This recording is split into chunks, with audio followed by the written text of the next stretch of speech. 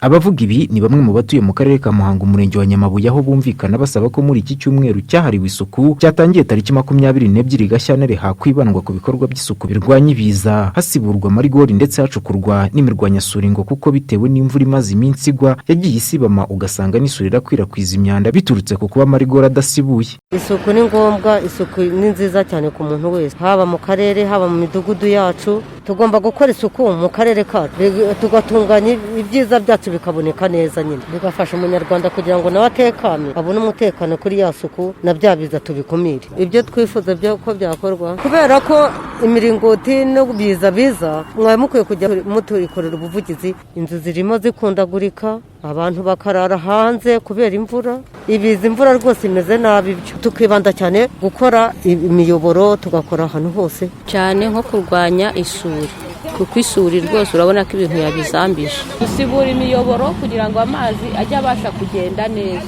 bagakora n'amadiga aho yagiye ashwenyuka, uko amazi aramanuka cyane igasozi agatema umuhanda akamanuka akajya mu kabande kubera isuri. Ubwo rero ni ukuvuga ngo igasozi niba ari imiyoboro, niba ari aya mazu barimo kubaka y'iterambere amanura amazi menshi igahita byizira mu kabande.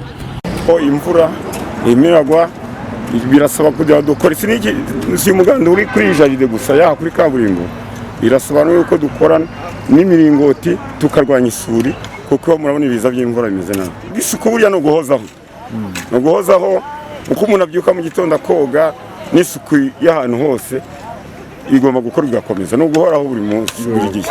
Nihe mwifuza ko hakibandwa cyane muri kino cyumweru cy'isuku? Iki cyumweru ni henshi cyane, nko muri iki cyumweru gusibura ikintu bita imiringoti kubera amazi n'imvura n'ibiza ni ibintu bimeze nabi cyane. Yenda si hamwe ariko mu turere nk'akarere kacu ka Muhanga, umurenge wa Nyamabuye, umudugudu wacu kabumu n'ahandi hose twegereye hose, ni ngombwa tuyibanda kurwanya isuri impande zose. Murabona hateyeho ikibazo cy'imvura, imvura tutamenya aho ituruka n'igihe izarangirira. N'uyu munsi ntabwo tuba tubashije kubona yuko yahita, ariko ibiza n'iby'imvura iriho muri bino bihe kuko iranasenya n'imigezi ugasanga nk'iyi yuzuye nko mu isi izaraho ndetse yagiye inatwara n'abantu. Ugasanga rero ni ibibazo byo kurwanya ibiza. Ubwo rero urumva yuko isuku n'isukura ari ngombwa cyane, twirinda dusukura dukora imiringoti imirwanyasuri igihe cyose.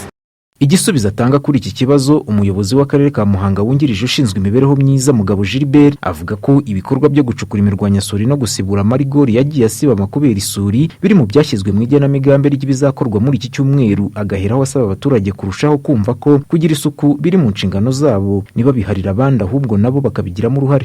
Ibiza cyo ni ikintu turi kwibandaho ndetse dufite n'umuganda ahubwo reka mbonereho n'abakangura abaturage bashonje bahishiwe. Turi gutegura umuganda rusange ku wa gatandatu, nawo wari umaze iminsi bakora ibikorwa bya covid ariko nabone hamwe n'ibiza. Turi gutegura umuganda kandi cyane mu kintu kizibandwaho, muri bimwe bizibandwaho harimo no kurwanya ibiza, haba kuzirika ibisenge, haba kuzibura amazi, guca inzira z'amazi kuko nayo batera ibiza. Ibyo byose nibyo tuzibandaho mu muganda wo ku wa gatandatu hamwe n'ibindi, ariko cyane byo kurwanya ibiza cyane ngumya kubararikira na gahunda y'umuganda n'ibikorwa by'isuku bakabyitabira, kandi ntabwo ari umunsi gusa bikazahoraho. Dufite umunsi wa buri wa kabiri, isaha imwe ntabwo ari nyinshi, n'umuntu ugiye mu kazi yabanza gukora isuku aho akorera, bikaba umuco ku buryo bizagezaho umuntu nta n'umuyobozi uhari, nta umuntu ugiye ku kazi akabanza agakora isuku ahantu, cyangwa se ugenda mu muhanda yabona agacupa kakahavana. Iki cyumweru turimo turabwereka n'itegeko regera ibidukikije ribuza guta ibintu aho hantu, gucira ahantu, kugenda bihagarika ku muhanda. Byose aya mategeko abihana, ariko mbere yo kuyashyira mu bikorwa tubanza tukigisha. Iki cyumweru ni ukugira ngo abantu bamenye ibyo byose, amategeko ko abihana ko ahari, ariko ntibarinde n'amategeko abihana, ahubwo babireke tugire Muhanga ifite isuku kandi umuntu wese yakwishimira kuba.